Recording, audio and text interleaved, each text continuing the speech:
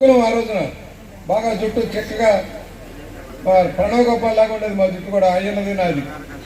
ఇవాళ వటనలు అయిపోయింది.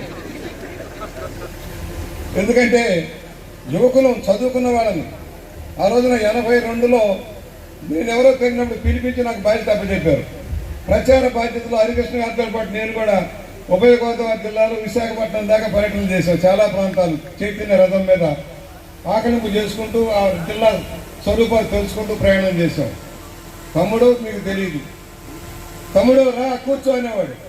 ఆత్మీయంగా దెబ్బ మీద చర్చేవాడు, వీటి మీద చర్చేవాడు, కూర్చోబెట్టి అయ్యన్నా నేనంటే మరీ ప్రేమ ఆయనకి.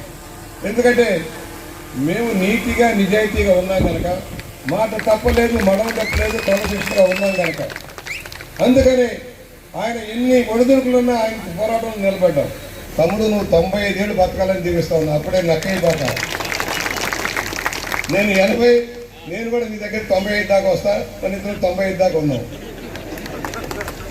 అప్పుడే వదలద్దు, రాక్షసులు ఉన్నారు జాగ్రత్త. మళ్ళా బాగుబావులు బిగుస్తున్నాయి, కొట్టాల్సిన అవసరం ఉంది, దానికి మనలాంటి వాళ్ళ అవసరం ఉంది.